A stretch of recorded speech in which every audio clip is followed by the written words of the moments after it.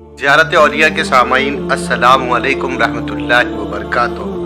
हज़रत सलमान फ़ारसी रज़ियल्लाहु ताला अन्हु के बारे में कुछ जानते हैं 30 परवाने शमाए रिसालत की किताब से। सैयदुल अबरार रहमत सल्लल्लाहु अलैहि वसल्लम की बेअसत से 65 साल पहले अस्फान के एक नवा खरियाजी में आतिश परस्तों का एक मतमूल ख़ानदान आबुल मुल्क आबाद था। इस गाँव के सरदार बुज़कशान बिन मौर सलान आबल मुल्की दरबार ईरान में बड़ा रसूख रखता। वो न सिर्फ एक बड़ा जमींदार था बल्कि एक बड़े आतिशकद का महतमम भी था। बुज़कशान का एक कमसिन फर्जन मबा नामी था जिस पर वो जान छिड़कता था। इसने मबा की परवरिश बड़े नाज और नेमत से की। वालिदैन के लाड़ प्यार और चाव चले के बावजूद ये बच्चा बहुत सादतमंद निकला। इसकी तबीयत में शौकी और शरारत नाम को भी न थी और वो एक सादा और खामोश तबाह लड़का था। अपने हम उम्र लड़कों में खेलने की बजाय वो हर वक्त आतिशकदा में आग जलाने में मसरूफ रहता और उसकी कोशिश यही होती कि आतिशकदा हर वक्त रोशन रहे और उसकी आग कभी बुझने न पाए। एक दिन बुज़कशान ने माबा से कहा कि बेटे, आज मैं एक ज़रूरी काम की वजह से अपने खेतों में ना जा सकूँगा, इसलिए खेतों की देखभाल तुम्हारे सुपुर्द है। माबा वालिद के हुक्म की तामील में फौरन खेतों की तरफ चल पड़ा। रास्ते में ईसाइयों का एक गिरजाघर था। इस वक्त वो इबादत में मसरूफ रहते और बाआवाज़ बुलंद मुनाजात पढ़ रहे थे। उनकी आवाज़ सुनकर गिरजे में चला गया।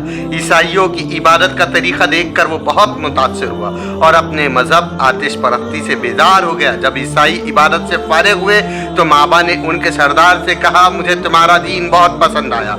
आज से मैं आतिश परस्ती तर्क करता हूँ और तुम्हारे दीन में दाखिल होता हूँ। ईसाई बहुत खुश हुए और उन्होंने इसी वक्त इस नौखेज़ जवान को पस्तिमा देकर दीन मसीह में दाखिल कर दिया। माबा के दिल में जुस्तजुए हक की तड़प थी। ईसाइयों से पूछा, दीन ईसवी का मरकज़ कहाँ है? उन्होंने कहा, मुल्क शाम में। माबा ने ये बात दिल में रख ली और शाम तक गर्जे में रहा। जब आफताब गुरू होने का वक्त आया तो घर लौटा। वालिद ने पूछा, खेतों को देखकर आए हो? माबा ने जवाब दिया, नहीं, रास्ते में एक गिरजा था, कुछ लोग वहाँ मसरूफ़ इबादत थे। मुझे उन लोगों का तरीक़ा इबादत पसंद आया और मैं सारा दिन इन्हीं लोगों के पास रहा। बुख्शा बेटे की गुमराही पर सख्त गज़बनाक हुआ। उसने कहा, उन लोगों का मज़हब बिल्कुल वाहियात है और हमारे पाक मज़हब से उसे कोई निस्बत नहीं। आज से तुम्हें घर से बाहर निकलने की ममानत। ये कहकर इसने अपने लख्त जिगर के पाँव में पेड़ियाँ डालकर इसे महसूस कर दिया। माबा निहायत हौसले से क़ैद तन्हाई के दिन काटने लगा। एक दिन मौका पाकर इसने ईसाइयों के पास पैगाम भेजा, अगर शाम को जाने वाला कोई काफ़िला हो तो मुझे मुताल्ला करना। इत्तेफाक थोड़े दिन के बाद शाम से कुछ लोग बग़र्ज़ तिजारत वहाँ आए। जब वो शाम वापस जाने के लिए तैयार हुए तो ईसाइयों ने माबा को इत्तला दी। माबा ने किसी तरीके से बेड़ियों से निजात हासिल की और शाम जाने वाले काफिले में शामिल हो गया। गर्ज शाम में पहुंचकर माबा ने लोगों से वहाँ के सबसे बड़ी मजहबी रहनुमा का पता दरियाफ्त किया। फिर इसकी खिदमत में पहुंचकर दरख्वास्त की, मुझे दीन मसीह की तालीम से सरफराज फरमाए। उसी के हुसूल के लिए मैं फारस से यहाँ पहुँचा हूँ। मुस्तफ़ ने माबा की दरख्वास्त कबूल कर ली और वो अस्तफ के पास रहने लगा। ये अस्तफ एक रियाकार शख्स था। उसकी ज़ाहिरी ज़िंदगी तो निहायत ज़ाहिदा न थी, लेकिन अंदरून खाना इसे ऐश व इशरत और माल व दौलत जमा करने के सिवा कोई काम न था। उसने सोने चांदी के साथ मटके जमा कर रखे थे। माबा इसकी हर्ष वो आद और बदकारियों को देखकर जी में करता था, लेकिन कुछ नहीं कर सकता था क्योंकि लोग अस्तफ को निहायत इज्जत और एहतराम की नज़रों से देखते। कुछ अरसे के बाद अस्तफ को पैगाम अजल आ गया। इसकी तजहीज़ और तकफीन के लिए लोग जमा हुए तो माबा ने इसका कच्चा चिट्टा खोलकर लोगों के सामने रख दिया और इन्हें इसकी जमा की हुई दौलतों के सर पर ला खड़ा किया। लोग सख्त मुश्किल हुए और उन्हें अस्तफ की लाश को दर पर लटका कर खूब पत्थर बरसाए और फिर एक और आबिद व जाहिद पादरी को इसका जानशीन मुकर्रर किया। ये शख्स वाकई नेक फितरत और लज़ाइज़ दुनियावी से मुनफर था। माबा को इससे बेहद अकीरत हो गई और वो दिलो जान से उसकी खिदमत में मसरूफ़ रहता। पादरी ने भी जहाँ तक हो सका माबा को फैज़ पहुँचाने की कोशिश की। आखिर उसका पैमाने हयात भी लबरेज हो गया।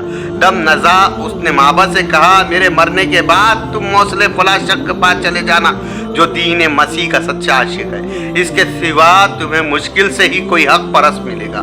माबा मरहूम पादरी की वसीयत के मुताबिक मवस्सल पहुंचा और उस शख्स का पता उसे दिया गया। उसके खिदमत में पहुंचकर हुसूल इल्म में मसरूफ हो गया।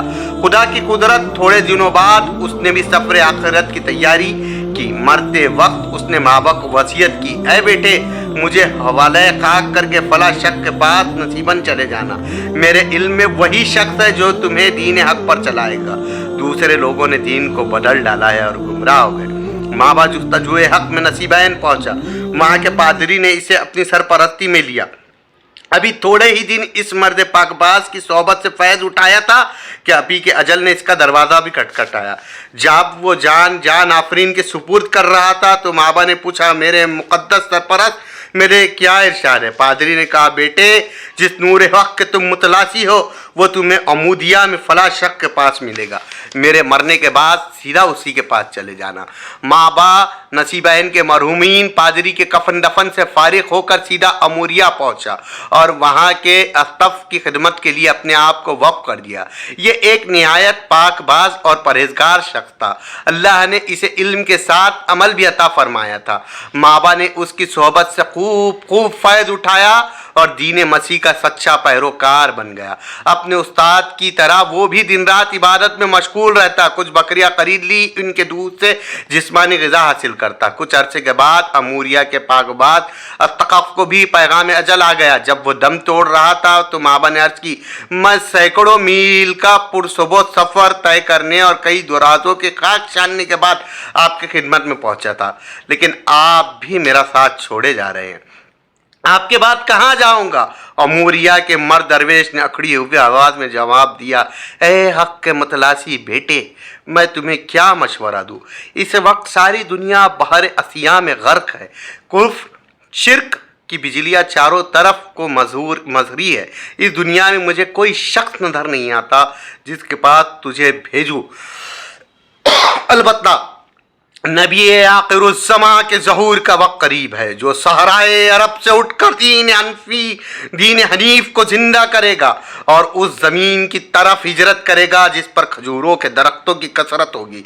इसके दोनों शानों के दरमियान मोहर नबूवत होगी और वो हदिया कबूल करेगा, लेकिन सदक़े को अपने लिए हराम समझेगा।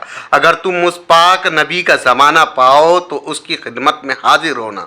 ये कहकर अस्तफ़ पाकबादी ने आखिरी हिचकी ली और मौलाए हकीकी से जा मिला। तो ये थे मुख्तसर हालात ज़िंदगी हज़रत सलमान फ़ारसी रज़ियल्लाहु ताला के। आखिरी में आपसे ये कहना चाहता हूँ कि दूसरी क़िस्त का इंतज़ार कीजिए। दूसरी क़िस्त में आगे की तफसीलात बताई जाएंगी। किताब है 30 परवाने शमाए रिसालत के और उसका सफ़ा नंबर 115। अस्सलाम अलैकुम रहमतुल्लाहि व बरकातहू।